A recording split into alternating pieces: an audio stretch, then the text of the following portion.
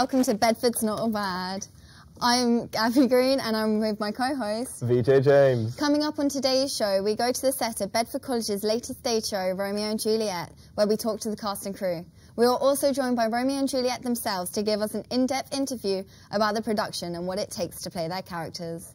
We will also be talking to the Mayor of Bedford himself, who will be discussing the Riverside Northbridge and the controversy surrounding it. We'll also be looking at the Royal British Legion and how they support the armed forces community. Then we meet and talk to a local musician who will be performing live for us at the closing of the show. But first, let's go to an organisation dedicated to helping members of the British Armed Forces as well as their families. Matt and Oscar take us to the Royal British Legion shop in Bedford to show us what they found out about the organisation.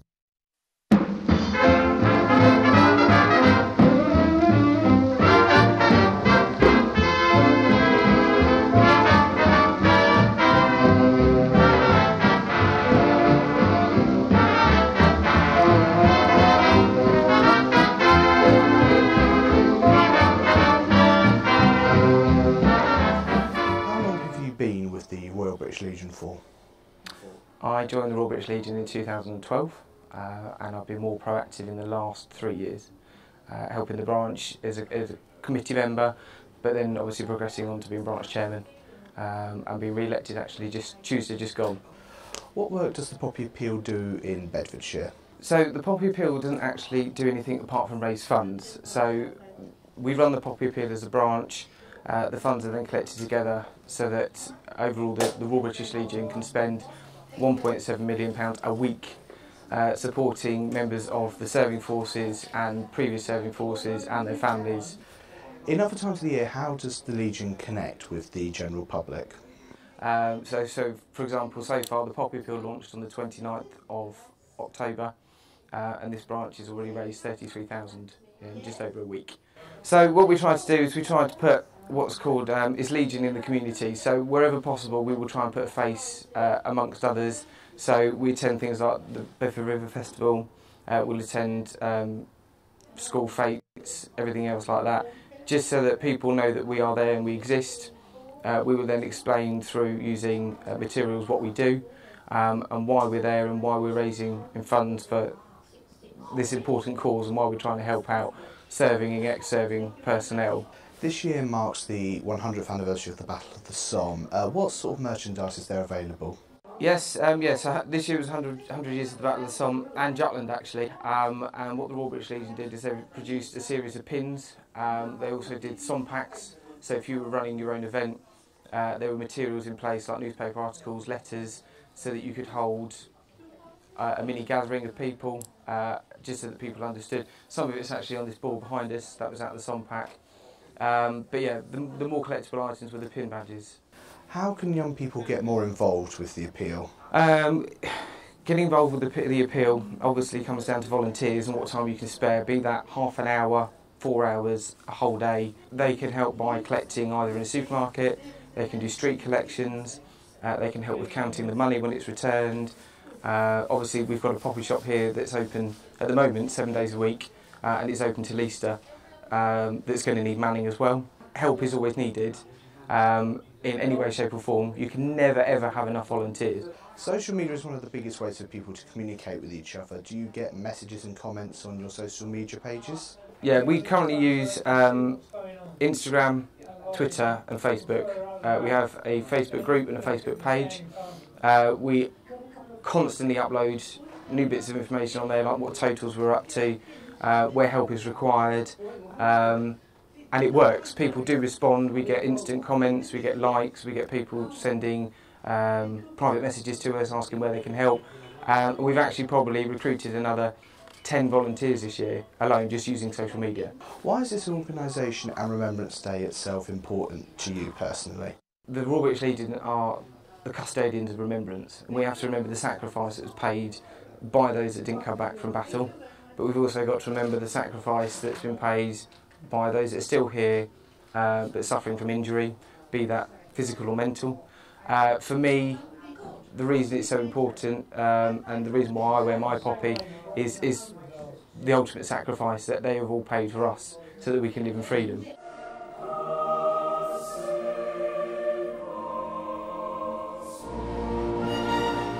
And we are back. Thank you, Matt and Oscar. I am sure we all learned a lot about the great things they do at the Royal British Legion.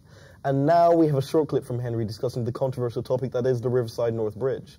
The new bridge leading to the new town centre development has sparked a lot of controversy. Why is this bridge such a controversial subject? The Mayor of Bedford, Dave Hodgson, will be coming in to discuss all of this and more with us after this clip. So, I'm here at the bridge. I'm going to find out what people of Bedford really think of this bridge. Whether they like it or not, we're about to find out.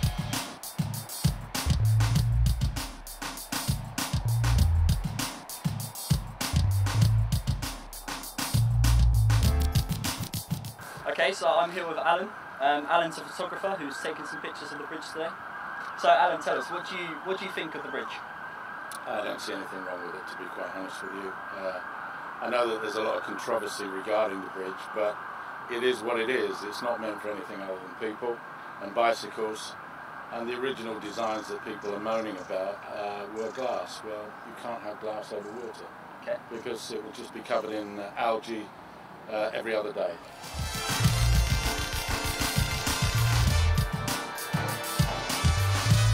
Well, I'm kind of glad about this bridge. Like, it's a new addition to the scenery. Yeah. Like, the bridge over there, the old one, like, it's a good bridge, but this bridge, I think it'll be the next best thing in Bedford. Okay. Do you think it's going to be easier getting from college across to the new Riverside North development? I think it would, because, as you can see, like, well, you can't see it right now, but there's a door right there, and you just walk out across the bridge, right into, like, a cinema. I think they're doing a cinema over there and stuff. Yeah. So, yeah, you can go to the cinema, in the middle of your lunch, maybe. Okay, so I'm here with Fergus. Fergus, tell us, what do you think of the bridge? That's great. It's a nice new modern addition to the town. I think it looks good, and hopefully it'll do well for the pedestrians and get them off the road where it's a bit dangerous. So yeah, very good. So I'm glad they've built it. What do you think about people like? Do you understand why there's controversy with the bridge? Yeah, people are a bit set in their ways. They like to stick with what's old, and they don't like change. I don't see any issue with it myself. Okay, so I'm here with Eric. So Eric, tell us, what do you think of the bridge? I think it's out of keeping with the rest of the bridge structures on the river, and it's totally inappropriate. Okay. And if it seems that it's not to the contract that was originally organised, and therefore the council should have cancelled it. So Kaylee, what do you think of the bridge? Well, I think it doesn't look that bad. I think people were just making a fuss out of it. Do you think? Yeah. Do you think it's going to be easier to get from college across to Riverside North? I'd probably still use the other bridge if I'm honest, but either way. So as it's affecting younger people and the people at college, do you think that the younger generation as a whole appreciate the bridge and think that it looks nice? I don't think they really care, to be honest. It looks kind of like the other bridge on the other side of the river. Yeah. But either way, I don't think people are really going to care about it that much. Right, so there you have it. That's what people of Bedford think of the bridge. Some people like it, and some people don't. You just have to make your own mind up. Thank you. And welcome back. Now we are joined by a very special guest, the Mayor of Bedford himself, Dave Hodgson. The Mayor has kindly joined us to discuss a hot topic that has been on the tongues of many Bedfordians over the past few months, and that is the new Riverside North Bridge. Welcome, Mr. Mayor, to Bedford College. It is lovely having you in today. So to start us off, tell us a bit about the bridge. Why is it such a controversial subject? I think the original architect's drawing showed a glass bridge, and through the process of going through the council, it needs to be wider, so it needs to cross the river, and to have a glass bridge that doesn't need a prop in the middle of the bridge is quite difficult, and impossible in engineering terms. Obviously, the rowers and the John Bunyan boat and the kayakers don't want something to stop the flow, and neither does the Environment Agency. So it's the widest bridge. It's 45 metres in terms of footbridge wide, which if you look at the butterfly bridge and the suspension bridge, they're much narrower. And it's also 4 metres wide to allow cyclists and pedestrians to be on the bridge together. So it's had to be that construction to allow that kind of traffic on there. But there's been controversy about the whole scheme, from the very beginning. I mean, people didn't want the scheme in town, they thought it was inappropriate. But what we're trying to do is actually bring back life into town centres. So there's been reports this year, just this week today, that 15 shops a day around the country are closing. And we need to bring people back into town centre, and that's not just about shopping. So this bridge has actually got gives you access to the whole of the Riverside North complex. All right. What is your response to some of the concerns the locals are raising? For example, some people believe that the bridge is ugly. I think it's always subjective in terms of what's beautiful and what's ugly. If you look at the suspension bridge down the other end of the river in 1882, that had a damning report about how ugly and how terrible it is, and how you need steam engines to get perambulators across the bridge. And yet we now love that bridge over 100 years on.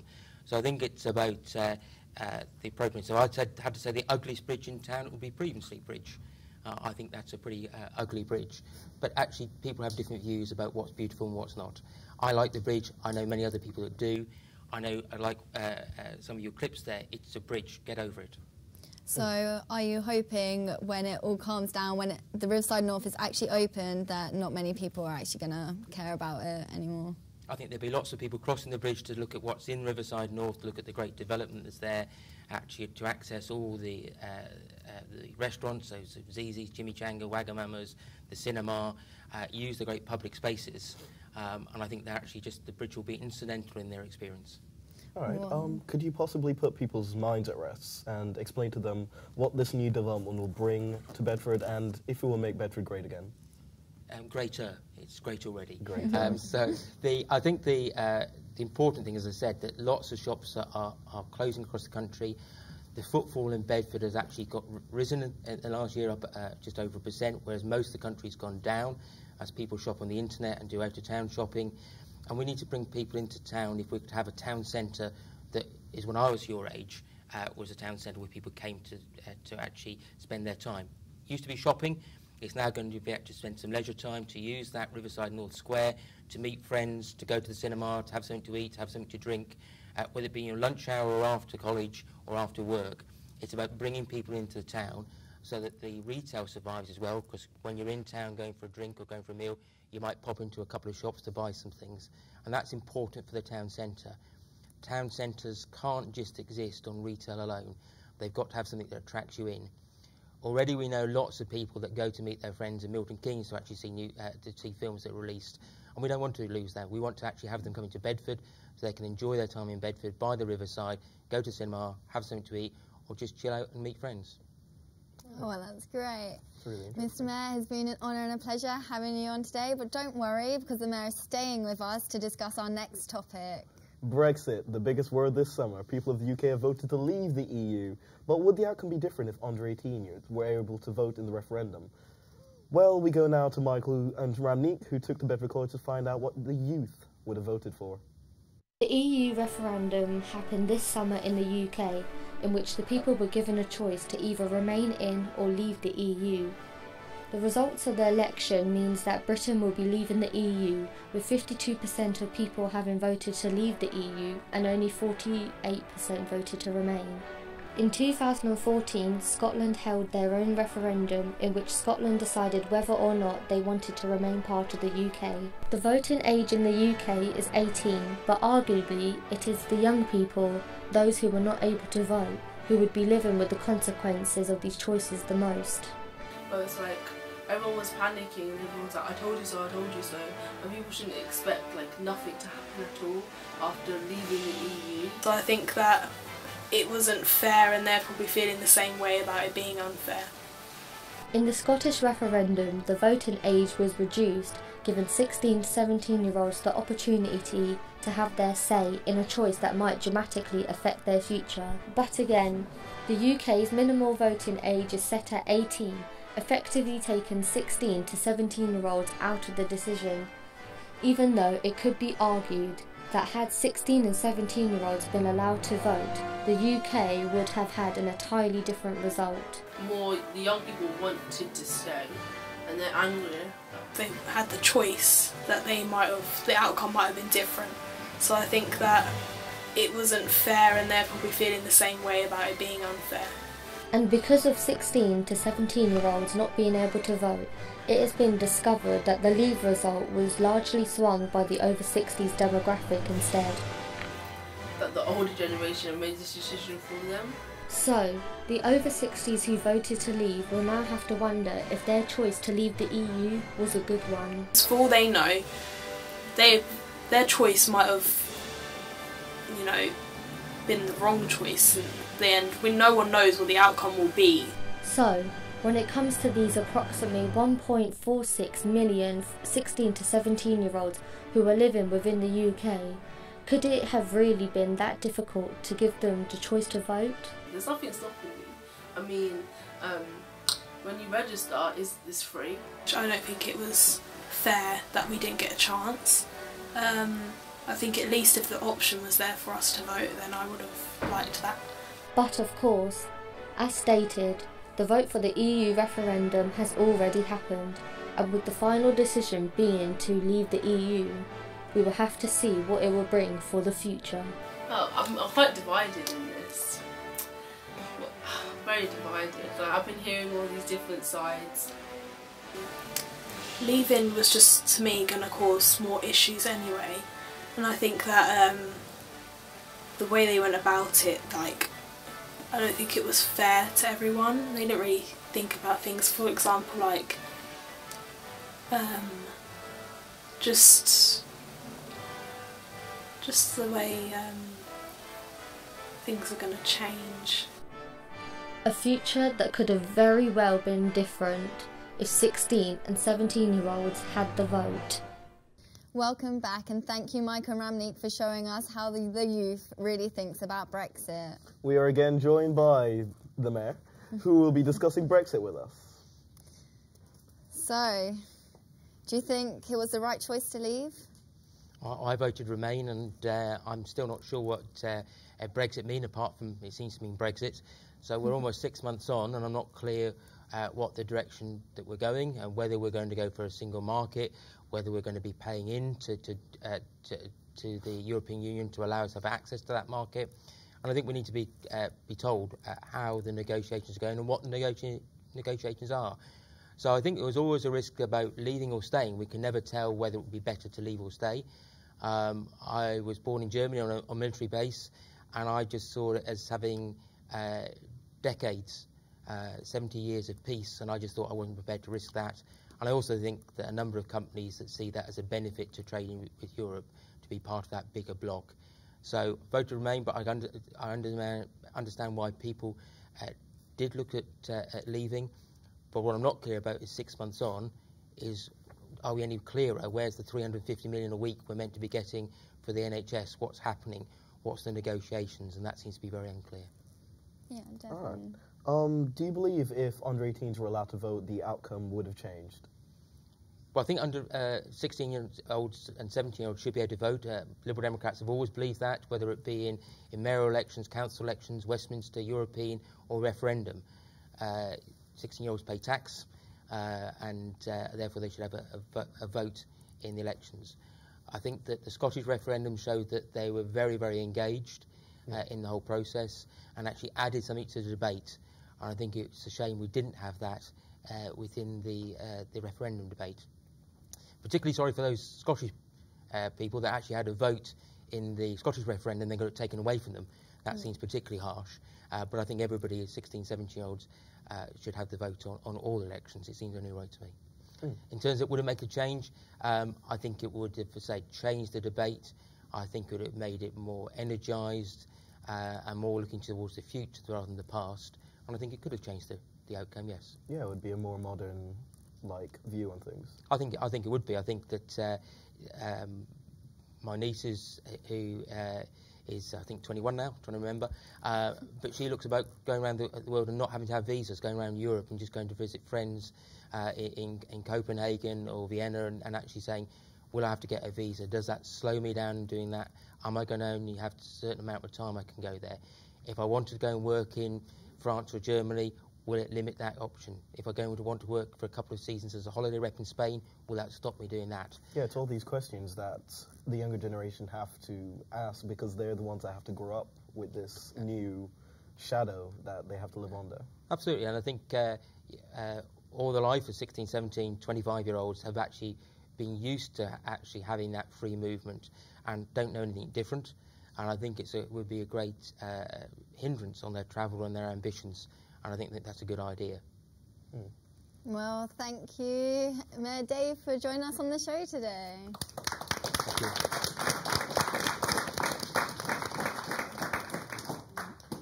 Now we turn to a story of two households, both alike in dignity and fair Verona, where they are seen. Indapal has gone to the theatre here in Bedford College to find out about how to run a theatre production.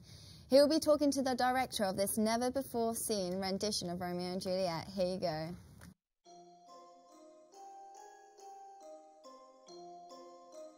Theatre, what some might say is performance art in its purest form, has always been a platform that people have turned to as a source of entertainment throughout history, with records showing theatre productions that date back to the times of the ancient Greeks. So it's safe to say theatre has stood the test of time. With hundreds of plays being produced daily, it is no myth that the theatre industry is booming. But have you ever wondered what it takes to create a theatre production, and how something that is performed live runs so smoothly? Hi, my name is Indapal Rohi, and I'm here at Bedford College to meet the director of the drama department's upcoming adaptation of Shakespeare's Romeo and Juliet, to find out more about the process of creating a theatre production.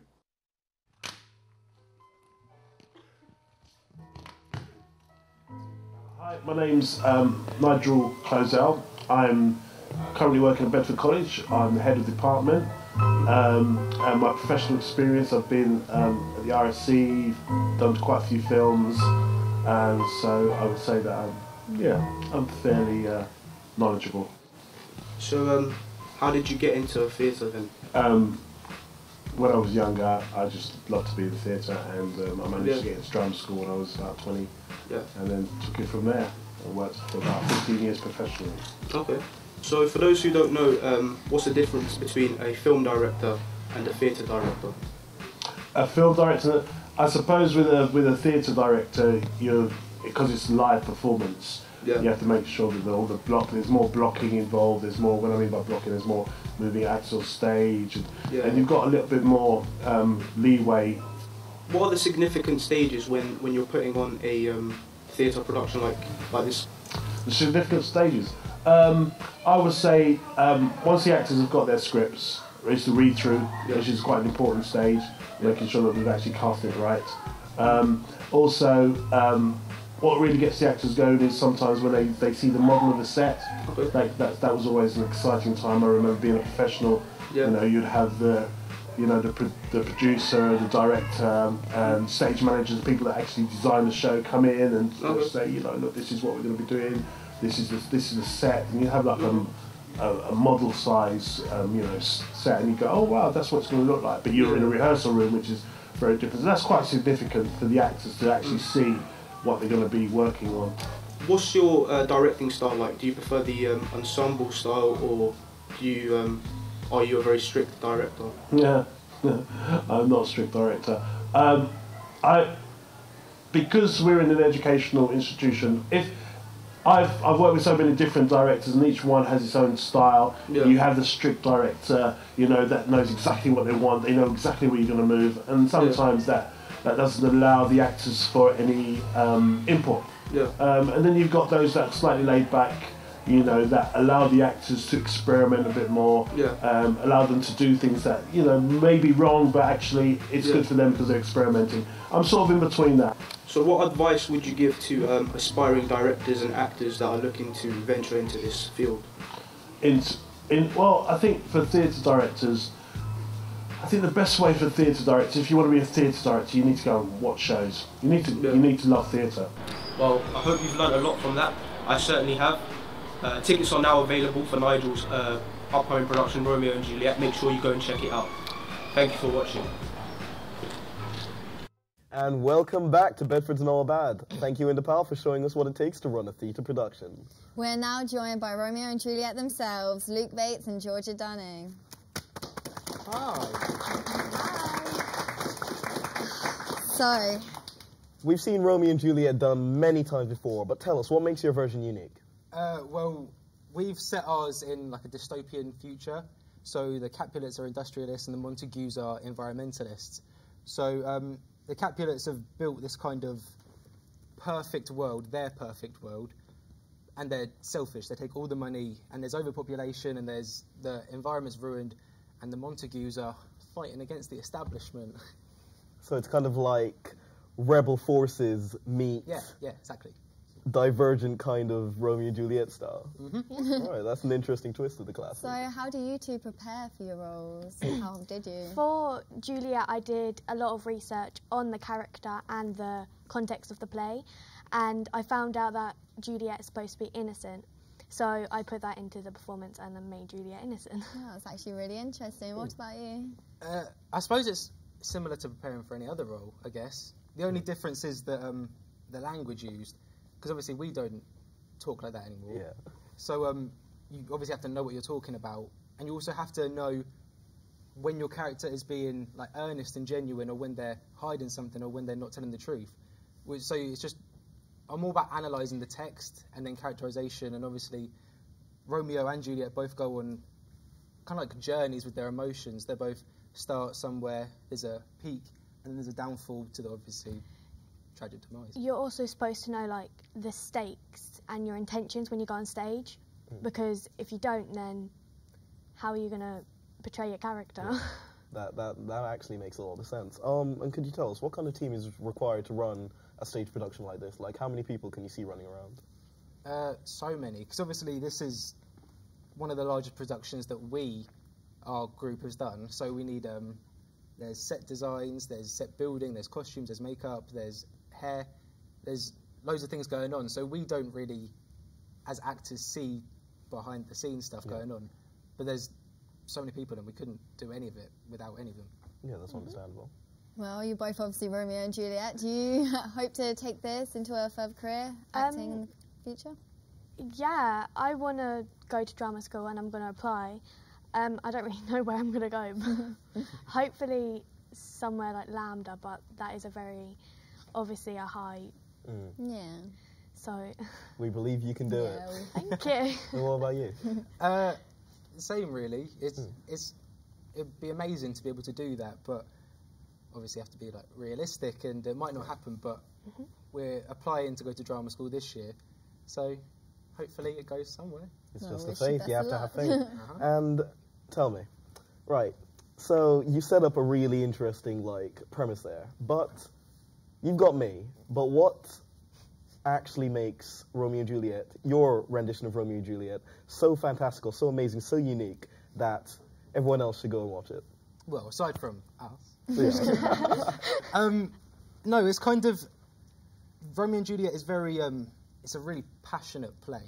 If people are driven by emotions and other people's actions, but it's also about desperation. It's also not heartwarming, but there's a resolution at the end. Aside from the death, there's like people coming together because of something so tragic happening. It's real life, not real life, but the emotions are so strong, and that's people react. That's how people act in everyday life. So, what are the dates for the show, and where can I get a ticket? It's in February, but we don't really know when. We're unsure of the exact date. Valentine's Day. There's 4 performances. Performances? Oh, that's great. It's been great having you both on the show. Everyone give it up for Romeo and Juliet. Luke and Georgia. Wrong way. Right. We are now going for a short ad break, and we'll be back with an interview with Bradley Reynolds before we end the show with a live performance. See you after the break.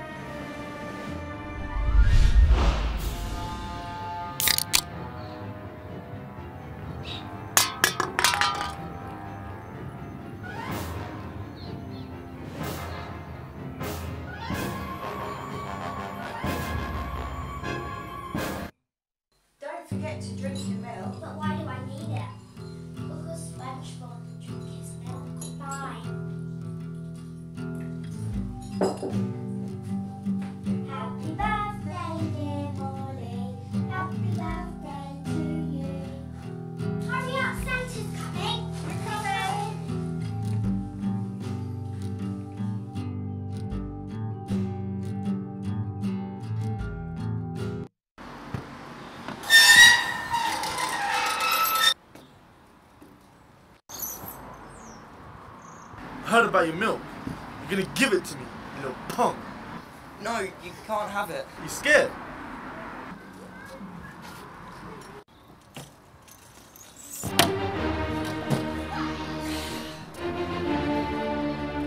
You scared? With great milk comes great strength. Nice day for a refreshing drink of milk, isn't it?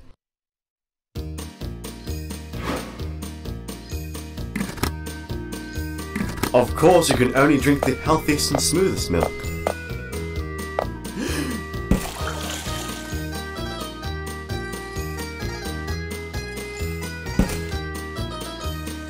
No! There's no point crying over spilled milk, unless it's ours. My milk.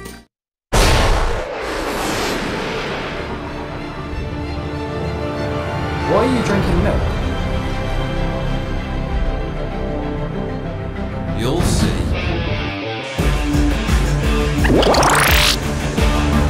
Wow!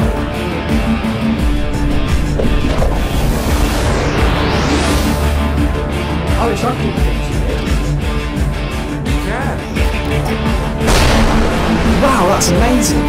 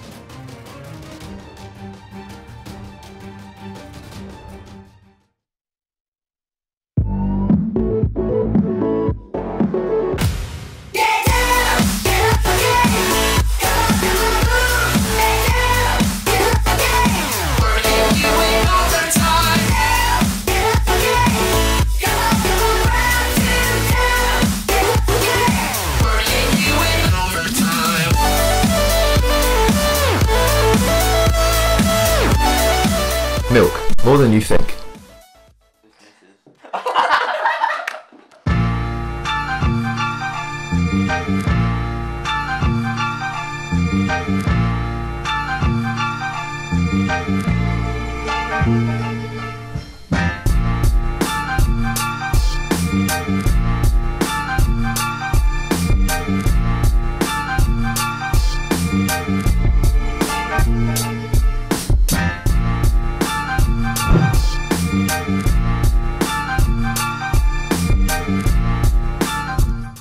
And welcome back to Bedford's Not All Bad.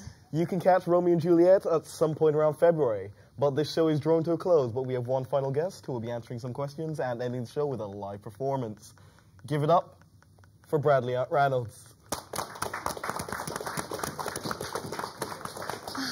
So, Bradley, why have you chosen music?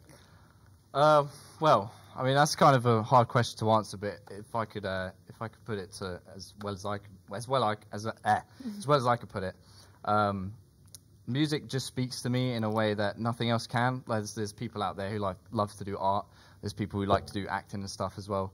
But me personally, I love to do music, and it's just because I feel like it's writing music, depending on whether it's lyrics or if you're writing songs on like an instrument or something. It can speak to you in different ways that no one else can really like understand, and that's what I feel like. that's kind of what I do with my music as well. All right. Who do you play for? Do you play for any venues? Well, we've played at a couple of venues. We've actually played at Bedford Squires a couple of times. Oh, jam night? Yeah, jam nights on Wednesdays and stuff, which starts at like 8:30 p.m. and we usually play there like every Wednesday. I usually play there by myself, or I'm actually in a band as well, and we usually play there as well. So we've been doing that for a while now. So. All right. So your band, tell us about it. It's called the Radio Decade, and we actually started out last year because last year I did Music Tech Level 2, and for our Music Tech course we had to basically just get a band together and just like we had to do like a performance in front of a couple people as an audience and stuff. But after that we basically it felt really good. It felt right. And basically we took it further, and then we started writing our own music and playing at venues and stuff. So, yeah, we did that. All right. And in the band, what's your role? I'm actually the lead guitarist and lead vocalist in the band. Oh, really? So, yeah. Could you tell me something? Out of all the instruments out there, what made you choose guitar? Well, my dad's actually a massive influence on me. He's been playing guitar like as long as I've been around, so he's been there like as an inspiration for most of my life, basically. But there's also like a bunch of huge influences I have, like Jimi Hendrix or John Frusciante from the Red Hot Chili Peppers. Like they influenced me on my guitar playing and stuff as well. And yeah, as soon as I picked up a guitar, it just felt right. Like there's no other instrument that really compares to a guitar, so that's why I picked it. All right. That's what Well, thank you everyone for watching Bedford's Not All Bad. We hope you enjoyed, and here's Bradley playing us out this evening.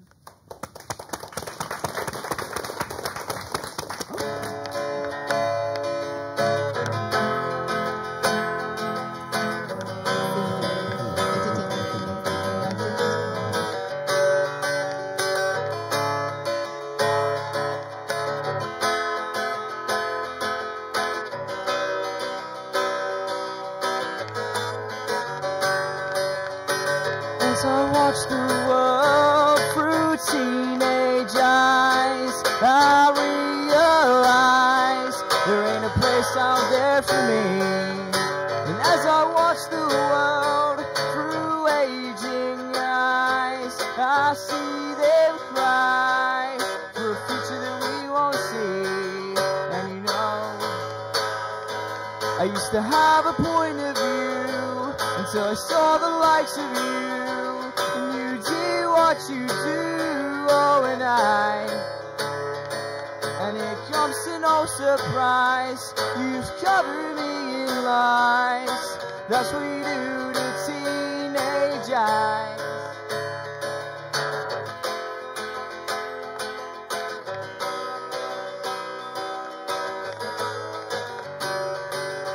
And as I watch the world through blistered eyes, I realize the world ain't what it seems. And as I watch the world, I just seem to learn to die. And I normalize these lies, and I hang my head and cry. And you know, I used to have a point of view until I saw the likes of you. And you do what you do, oh, and it comes to no surprise, you've covered me in lies. That's what you do to teenage eyes. Through teenage eyes. Through teenage eyes. Through teenage eyes. And you know, I used to have a point of view until I saw the likes of you. You do what you do, oh, and it comes to no surprise, you've covered me in lies. That's what you do to teenage